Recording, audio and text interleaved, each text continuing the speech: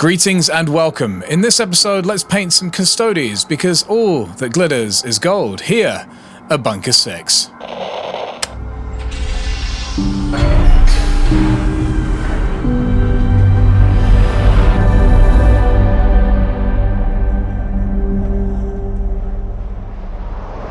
One advantage of having a YouTube channel and being a commission painter is you can use your commissions as content for your YouTube channel. So I'm going to be doing that again here with some 8mm Custodes models that a client needs painted up. Pretty simple process, but you've got to be careful because these are resin prints, these aren't plastic. So you have to be very careful that you don't start snapping some of these very fine pieces. We're going straight over the acrylic mid-tone grey with the oils. We're not doing any varnish first because we actually want some of those oils to soak into the acrylic base and the primer.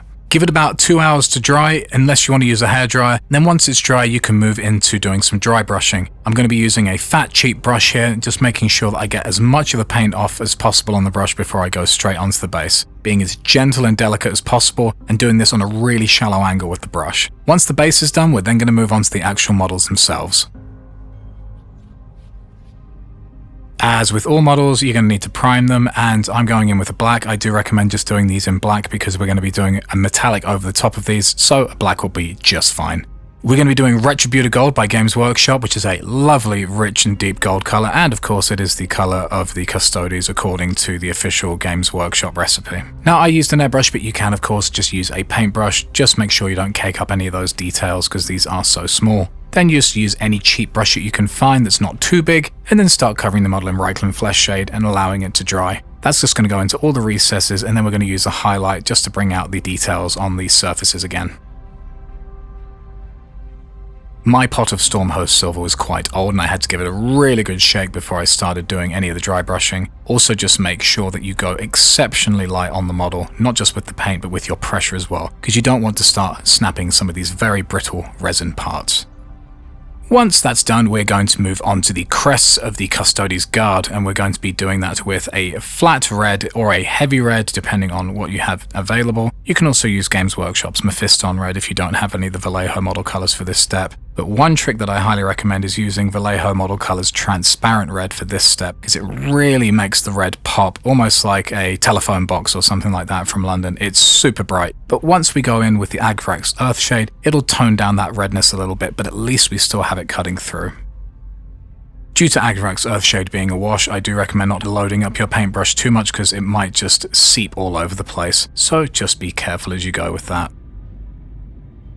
We're now going to be going in with the highlights of the crest, and we're just finding the raised points on each of these crests and just putting a little bit of vermilion over the top, nothing too crazy. You can always use Wild Rider Red or something like that as a GW alternative if you do not have the vermilion.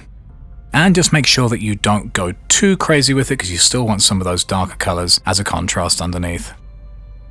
I wasn't getting good surface coverage with any of my black paints, so I highly recommend doing a black primer over the gun parts first before you hit it with your regular black.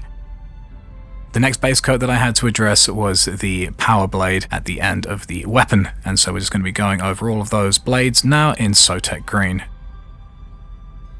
And to make the model look like it's sitting in its place on top of the bases when it's finally glued to them, we need to address this little basing section around the feet and paint it in the same or similar process as to how we did the bases themselves. The only difference to how I painted these to the bases is I used Agrax Earthshade rather than any oil washes because I didn't want to have to deal with oil washes on the miniatures themselves.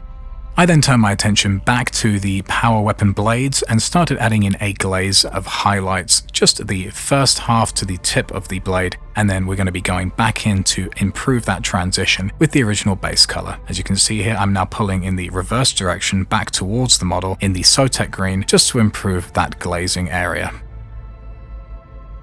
One of the key things is to make sure that you are not loading up your brush with too much paint and too much water. Once that glaze was dry, I then moved on to the edge highlighting. We're doing a broad edge highlight for now in a pretty light blue. You can use anything really, even a bluey grey if you want. Just making sure that we're pushing all that attention to the tip and not too much to the base of the power weapon blade. Next was to add a flash of white across the tip and to use that same white to create the electrified effect across the power weapon. To keep things simple and cohesive, I use the same paint process that I used for the power weapon blade on the jewels. But first I needed to put down a base coat of white before I addressed any of the jewels. Because they're so small, I wanted to make sure that the blues had as much opportunity to pop as possible. Once all of that white base coat was dry on all of the jewels, I then went back in with Sotek Green as the base for the blue jewel. I need to give my eyes a break after focusing in on those little jewels, so I turned my attention over to the leather parts of the model instead, just because honestly looking at those tiny details for 20 minutes across 12 models did make my eyes go a little bit dizzy after a while. So we're just doing an easier section right here, just a base coat of Rhinox hide. You need about 2 or 3 coats. Then I went back to the jewels again and just added some tiny little dots of sky blue, just to give the impression of a lighting effect on the jewels. The final step for the power weapon blade is the dark blue glaze that's being pulled back into the center of the weapon. This really sells the contrast very nicely just by adding that additional darker blue at the base. Nice easy step here, just going to go in and do all the metallics, doing the magazine and the muzzle of the gun, and there's a little bit on top there that you can see that needs to be painted silver, and there's a section where the casings would fly out. There's a little dash of silver just on that opening. Then I'm doing the belt section here in silver as well. Now onto the gun highlights. I'm using the same color that I did the base of the model in, which is this graphite. Just keeping things simple but as tight and tidy as possible. We don't want to do too many different colors just because the model is so small.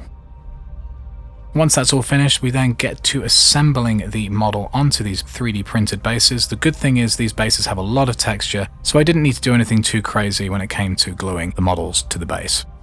Find some positions that you like by dry fitting first and then go in with the glue afterwards. As you can see, these are done. And as always, the final step is to just paint the rim in any color that you see fit or any color that your client requests. And here are the finished models.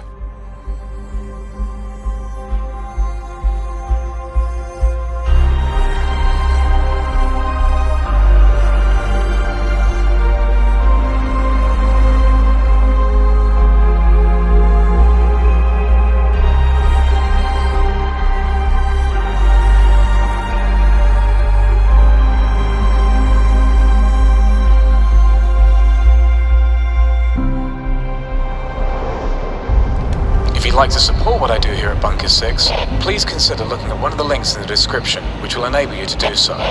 Thank you so much for watching, and until next time, I'm Vincent signing off from here at Bunker 6.